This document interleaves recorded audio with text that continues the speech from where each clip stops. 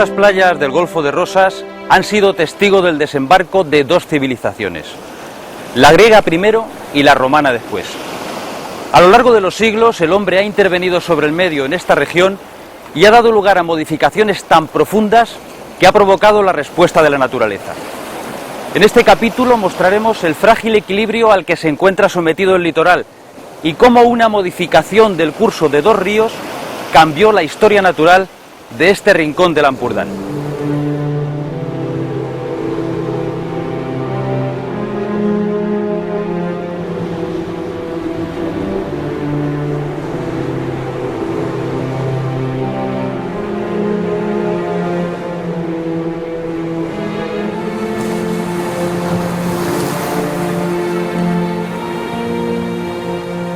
En el extremo más oriental de la península ibérica, la tierra y el mar se funden en uno solo. Grandes acantilados y olas batiendo contra ellos se abrazan en un baile eterno.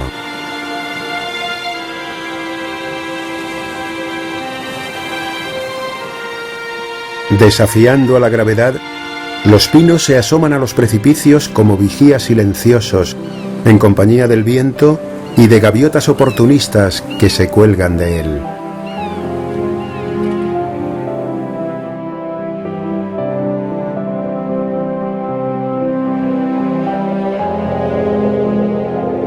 Es un territorio azotado por los fuertes vientos, sobre todo la tramontana, viento seco del norte que origina el movimiento de las arenas, y los levantes, que aportan salinidad a las plantas y al suelo, dando lugar a una vegetación tan específica como singular. A lo largo de todo el Cabo de Creus, la vegetación arbórea es escasa, y su paisaje no es más que una viña abandonada y algún olivar, con muros de piedra donde los árboles que se atreven a desafiar al viento se rinden a su insistencia. Cuanto más cerca estamos de la costa, las plantas cada vez se adaptan más al viento y a la salinidad, y dan lugar a las formaciones vegetales más interesantes del cabo. De la mano del hombre, los añosos olivos, unas veces protegidos por los pinos y otras al resguardo de las hondonadas, fructifican mecidos por el incesante viento.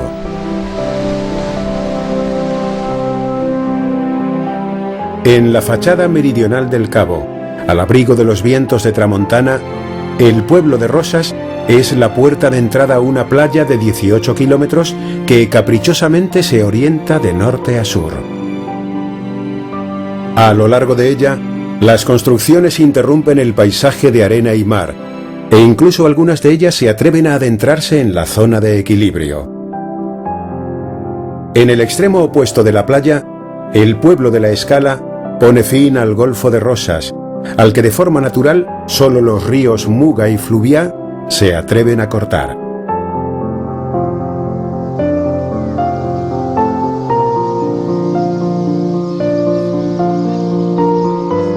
En la mitad norte del golfo se localizan las marismas del Ampurdán, cuya extensión en el pasado ocupaba casi todo el llano de la bahía de Rosas y del Bajo Ter, y aislaba el macizo de Montgrí por las aguas de la marisma. Debió de ser un humedal donde los ríos presentaban un cauce divagante que antes de desembocar serpenteaba entre las Aneas y el Carrizo y creaban brazos muertos que en algunas ocasiones se transformaban en lagunas. Aquella extensa marisma fue desapareciendo progresivamente, primero a causa de la desecación por aprovechamientos agrícolas y ganaderos y para evitar el paludismo, y posteriormente a causa de la especulación urbanística. En la actualidad, la llanura aluvial de los ríos Fluvià y Muga ocupa 4.600 hectáreas y está surcada por gran número de canales de drenaje, donde al cobijo de las plantas se desarrolla una fauna propia, siendo las aves, con más de 300 especies, lo más representativo de la marisma.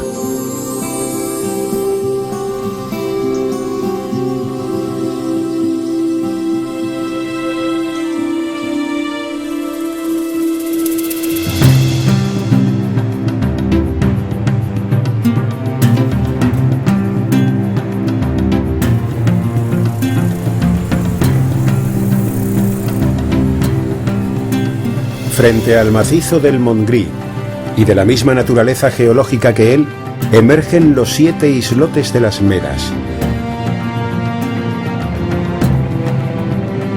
A una milla escasa de la costa y con algo más de 21 hectáreas, estas islas constituyen uno de los laboratorios naturales más extraordinarios del litoral mediterráneo.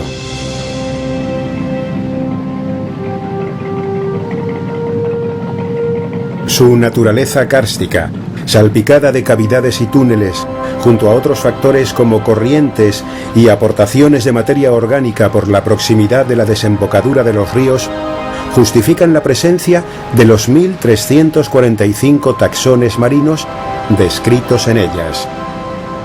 Su colonización se remonta a la época griega. Probablemente albergó una necrópolis, fue refugio de piratas, y sobre la Gran Meda se construyeron fortificaciones que dominaron genoveses, franceses e ingleses. La Gran Meda albergó un faro construido en 1866 y posteriormente algunas construcciones militares, pero su abandono definitivo en 1932 propició que estas islas se convirtieran en un verdadero paraíso ornitológico.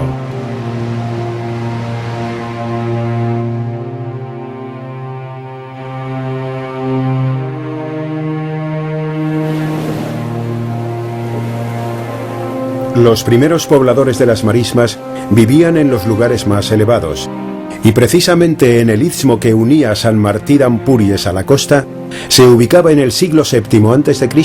un asentamiento. La llegada de los comerciantes griegos durante la primera mitad del siglo VI a.C. dio lugar sobre este antiguo asentamiento a una primera aldea a la que llamaron Palaiópolis. Posteriormente crearían un nuevo núcleo al que llamarían Neápolis, cuyos restos forman parte del actual recinto arqueológico. A la nueva ciudad la denominaron Emporion, que en griego significa mercado, y su desarrollo se apoyó en el activo comercio de los griegos con los pobladores de la península. A este punto estratégico de la costa mediterránea le esperaba un segundo desembarco que cambiaría definitivamente no solo la ciudad, sino la historia de la península ibérica.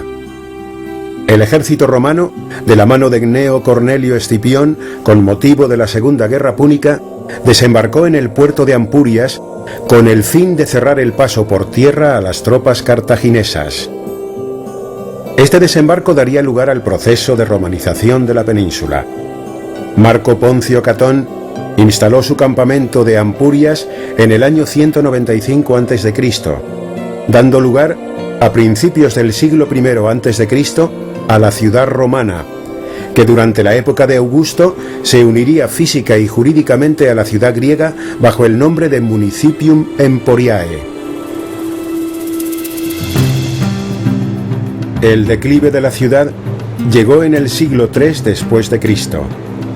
La población fue abandonando la ciudad, quedando a merced de las arenas empujadas por la tramontana. Tras las vicisitudes del periodo árabe, Ampurias se convirtió en capital del condado medieval hasta el siglo XI. En el término de Port de la Selva, entre las brumas del Cabo de Creus, se yergue majestuoso el monasterio benedictino de San Pere de Rodes. Construido en el siglo X, representa el máximo exponente del románico en la provincia gerundense. En él se concentró durante 7 siglos el poder de la comarca, llegando a dominar a ambos lados de los Pirineos. Aunque el siglo XVII fue testigo del comienzo de su decadencia, ni su iglesia, ni la torre campanario del siglo XII, ni la torre de defensa de la misma época, se resignan a perder su protagonismo.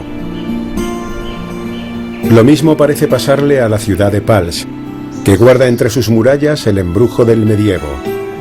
Su casco antiguo, declarado conjunto histórico-artístico, encierra la elegancia que le confiere la anarquía de la piedra.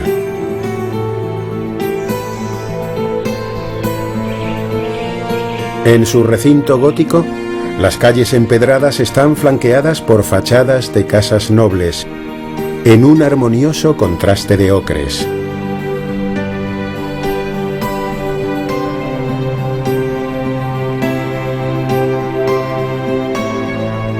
Hacia el siglo XI, la villa condal de Castel d'Empúries, situada sobre una pequeña elevación del terreno, se rodeó de murallas y con ello adquirió una función netamente defensiva. Castell, durante la Edad Media, fue una ciudad próspera que vería cambiar su destino pocos siglos después.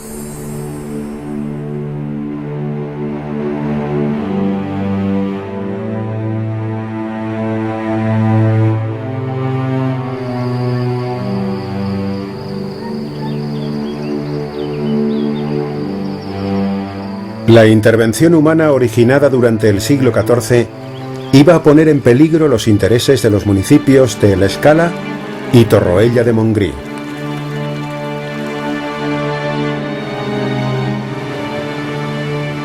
Se modificaron los cursos de los dos ríos más importantes de la comarca, el Fluvià y el Ter.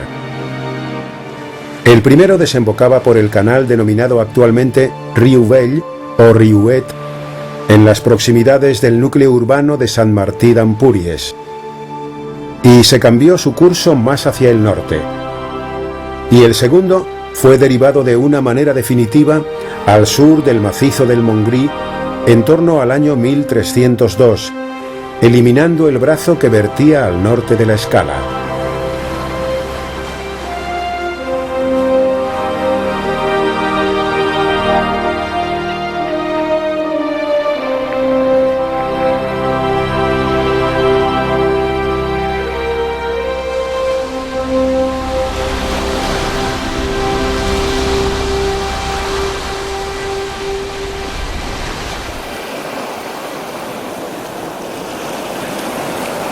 La modificación de los cauces de los ríos Fluvià y Ter incidió negativamente en la comarca.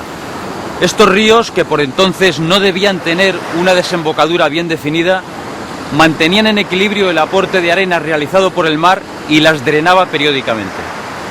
La rotura de ese equilibrio entre los ríos y el mar supuso el comienzo de la acumulación de las arenas, que en definitiva daría lugar a las terribles dunas.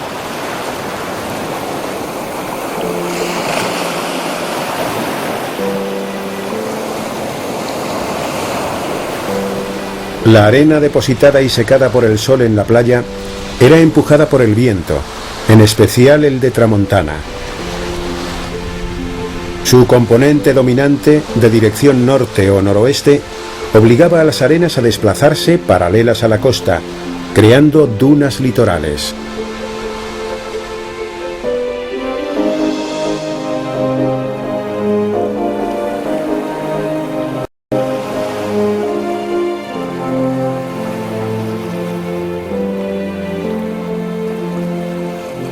Hasta el pueblo de La Escala, las arenas se desplazaban paralelas a la costa, pero a partir de ahí, el cambio de dirección de la costa al sudeste motivó que las dunas progresaran tierra adentro, dando lugar a una duna continental o interior que se dirigía al macizo del Montgrí, amenazando viviendas, cultivos y vías de comunicación.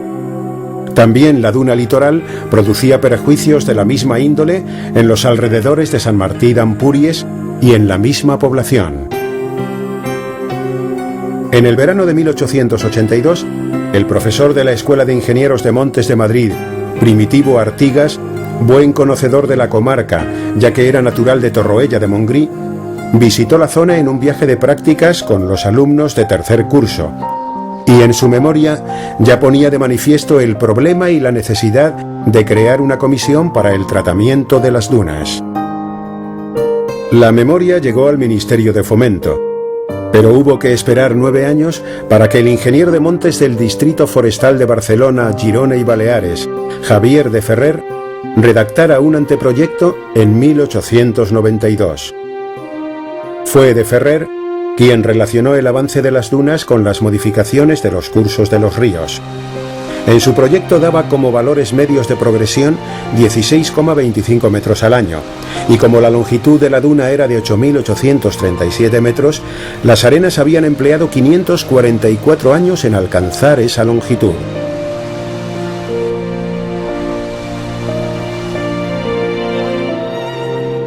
La mayor parte de los sistemas dunares conocidos por entonces tenían un sistema de traslación perpendicular a la costa, y este sin embargo lo hacía paralelo a ella. Este hecho obligó a de Ferrer a que la concepción del proyecto corrector fuera muy original. En aquellos momentos del siglo XIX, las arenas ocasionaban la invasión del pueblo de Sant Martí d'Empúries, el aterramiento de caminos y canales de riego, así como la ocupación de fincas particulares, fundamentalmente viñedos. Pocos años antes a la redacción del proyecto de fijación de las dunas, se habían realizado las primeras excavaciones oficiales de las ruinas de la ciudad grecorromana de Ampurias, que se reanudaron en 1908 hasta 1914. El comienzo de los trabajos forestales dejaba frecuentemente al descubierto restos arqueológicos, lo cual obligaba a pararlos. Aún así, la colaboración entre arqueólogos e ingenieros era intensa, hasta el punto de que los primeros hallazgos eran depositados en la Casa Forestal de Ampurias, construida en 1910. Parece evidente que el impacto de las arenas no ocasionó por ellas mismas el abandono de la ciudad grecorromana, sino que se debió a la pérdida de la importancia política y económica delante de otras ciudades romanas de la península. Al abandono de sus pobladores siguió el deterioro de las construcciones y finalmente el recubrimiento por las arenas de los restos, lo cual de alguna manera contribuyó a la protección de estos y a evitar un expolio masivo.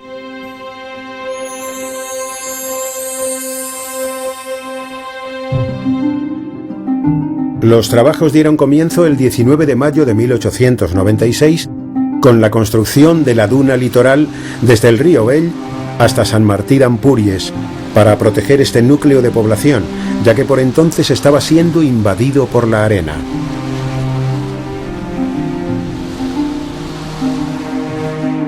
Posteriormente se construyeron las dunas litorales hacia la Escala y se fijaron las dunas interiores a un lado y otro del collado de Les Sorres para alcanzar la huerta de Reixac, ya en el término municipal de Torroella de Montgrí.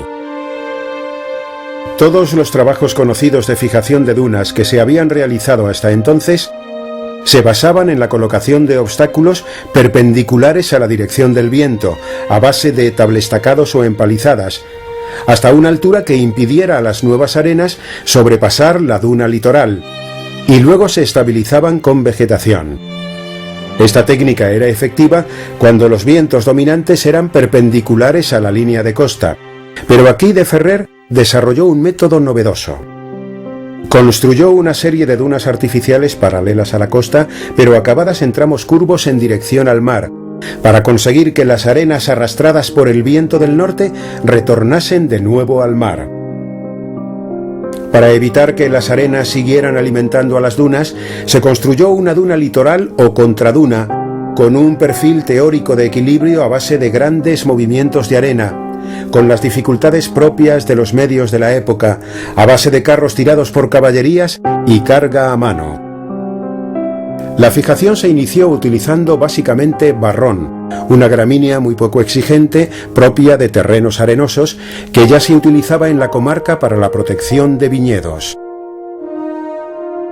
Adaptada al viento, a la aridez y a las arenas, los haces de barrón eran plantados en líneas separadas 2,5 metros, de manera que ofrecieran una barrera de protección para los insistentes vientos.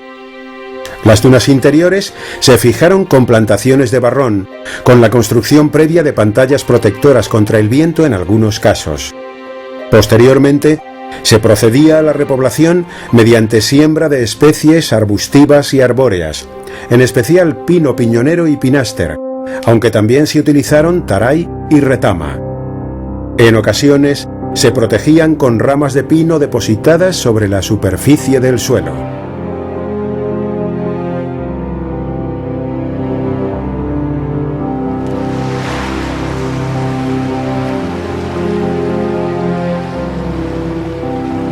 La técnica desarrollada aquí sirvió para aplicarla en las dunas de Guardamar de Segura entre el año 1900 y 1930.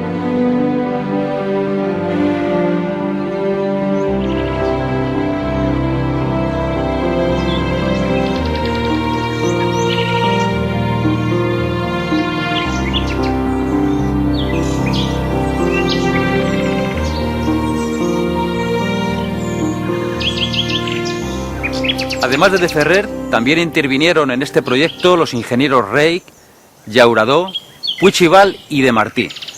Fueron años de atención permanente, de vigilancia y seguimiento, en los que técnicos, guardas y obreros eran ajenos a cualquier otro objetivo que no fuera el de salvar a la comarca de la amenaza de la duna. Dentro de un marco político que comenzó a desarrollar los primeros grandes proyectos de recuperación forestal, estos trabajos permitieron sentar las bases de la fijación de las dunas en todo el litoral español.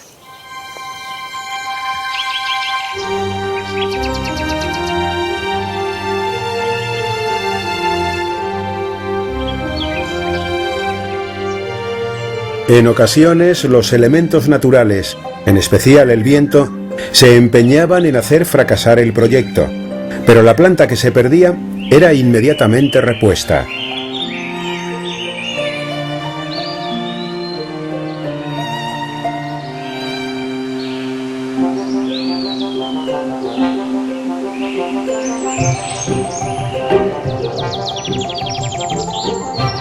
Para el desarrollo del proyecto, se trazó una red de vías forestales que permitió acceder a los trabajos. Se realizaron cerramientos para evitar la entrada del ganado. Se construyeron viveros para la obtención de plantas, casas para la guardería y para los técnicos. A medida que se consolidaba la vegetación, las reposiciones eran menores, aunque nunca se desatendieron. La fragilidad de este ecosistema supone una constante vigilancia y permanentes trabajos de reposición de plantas y de mantenimiento de las infraestructuras creadas.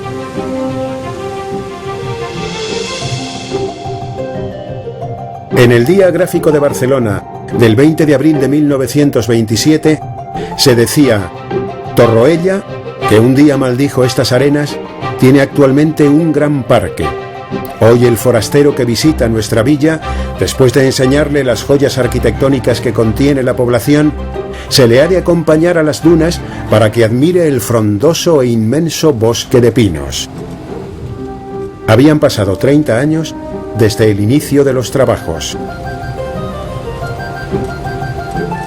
Es difícil imaginar que este corredor verde de 6 kilómetros de longitud y 213 hectáreas de superficie, constituido por los pinares litorales que comienzan al norte del pueblo de San Martí de Empúries y que continúan como pinares continentales hacia el monte denominado Montaña Gran, obedezca a una actuación antrópica de ingeniería forestal.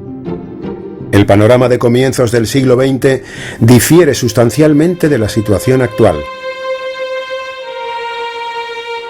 Hoy, la intensificación del uso turístico de la costa representa el verdadero peligro del sistema dunar y de los ecosistemas que alberga.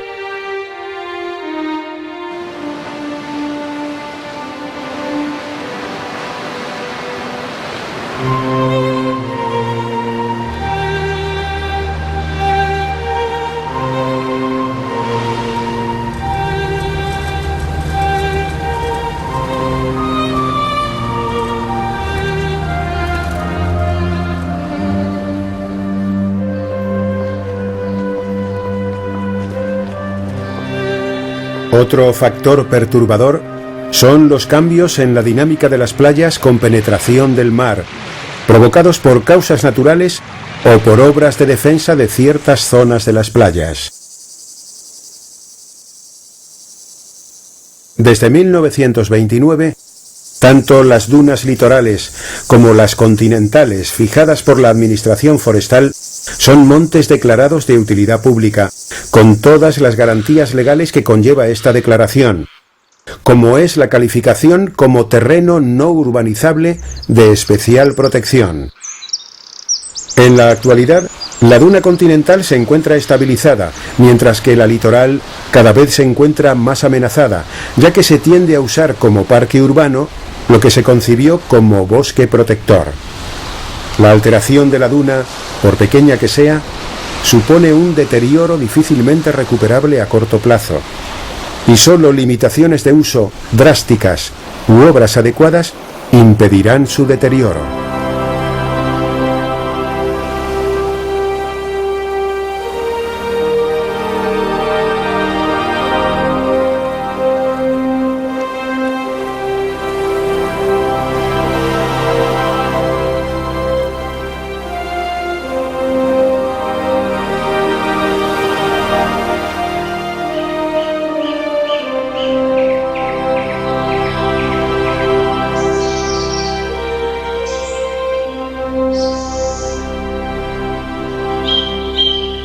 La dinámica litoral del Golfo de Rosas nos ha mostrado que la modificación del trazado natural de un río dio lugar a una respuesta lenta pero inexorable, la formación de dunas móviles. Han pasado algo más de 100 años desde que comenzaran los trabajos de fijación y repoblación y ahora podemos admirar un bosque estabilizado donde se mezclan pinos con las exigentes encinas y madroños.